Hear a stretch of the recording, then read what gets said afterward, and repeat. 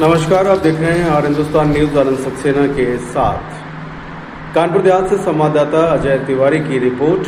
कानपुर देहात का बोतल बाबा जो मरे शख्स को जिंदा करने का दावा करता था, बोतल में भरे पानी को अमृत बताकर कैंसर जैसी गंभीर बीमारी का इलाज करने का दावा करता था, जो खुद को भगवान विष्णु का अवतार बताता था, वही बाबा आज सलाखों के पीछे खड़ा पुलिस से रहम की भीख मांग रहा है।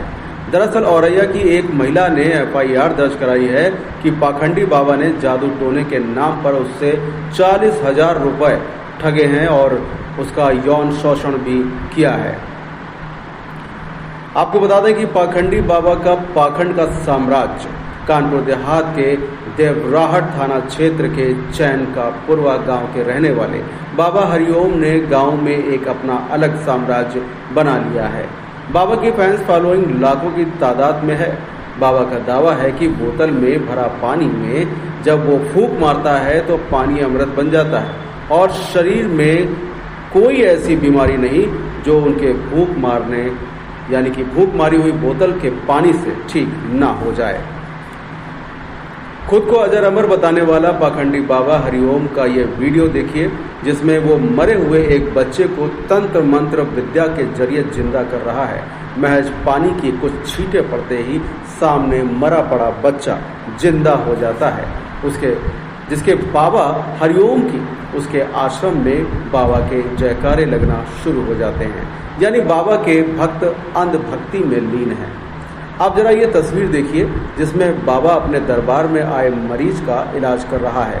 वो अपने हाथों को स्टेथोस्कोप बता रहा है, हाथ लगाकर पूरे शरीर की जांच करने का पाखंड कर रहा है। डॉक्टरों के पास इलाज कराने के लिए जाने से मना कर रहा है। इतना ही नहीं, दूसरे बाबाओं और संतों पर भी सवाल उठा रहा है। बहरहाल बाबा के पाखंड के अंत का अब समय आ गया है। दरअसल औरैया जिले के फपून के रहने वाली महिला ने बाबा सहित 10 लोगों पर ठगी और यौन शोषण का आरोप लगाया है। महिला का कहना है कि ससुराल में पूजा पाठ के दौरान पाखंडी बाबा हरिओम ने बताया कि उस पर काली शक्तियों का साया है और जीवन में आ रही परेशानियों का कारण यही है।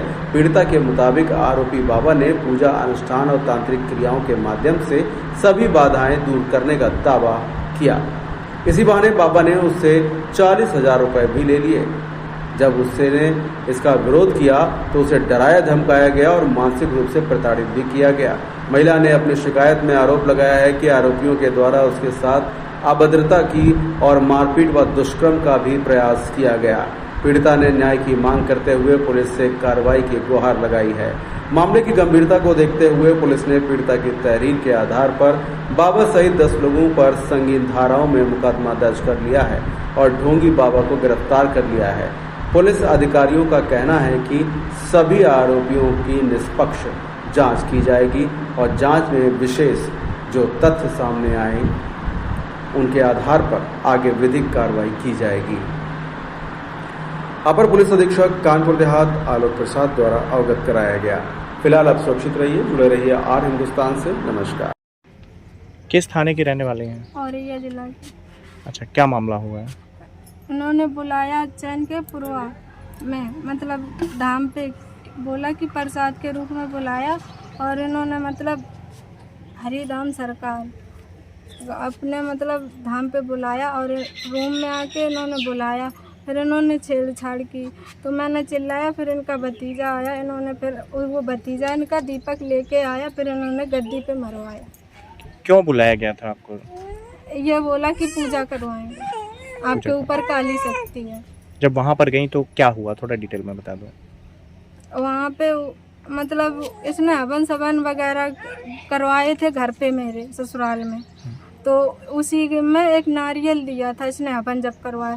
इसने कैश भी ली थी 40,000 कैश भी लिया। हाँ, और जब यहाँ पे उसने बोला कि आप धाम पे आना, हरिओम धाम सरकार पे। पुलिस से शिकायत की आपने? हाँ, पुलिस से की है मैंने। क्या आश्वासन मिला है आपको? अभी चल रही है कार्रवाई। क्या चाहती हैं आप? न्याय। एक पाखंडी बाबा के ऊपर एफआईआर दर्ज की गई है। उस महिला ने आरोप लगाया कि उसके साथ ठगी की गई, उसके बाद शारीरिक शोषण का आरोप भी लगाया है। ऐसा है कि एक महिला जो है जनपद औरैया के रहने वाली है। अपने परिवार पर काली साया व भूत प्रेत का शंका होने पर अपने देवरों के कहने पर वह थाना देवराट क्षेत्र में चैन का पुरवा ग्राम में एक बाबा जिनका नाम हरिओम यादव है, उनके यहाँ अनुष्ठान करने आई थी। इस दौरान बाबा द्वारा उनके साथ छेड़छाड़ व दुष्कर्म करने का प्रयास किया गया है। इस प्रकार की सूचना प्राप्त हुई थी, तो इस सूचना पर थाना देवराट पर अभियोग पंजीकृत किया गया है। बाबा को हिरासत में लिया गया है कि नहीं?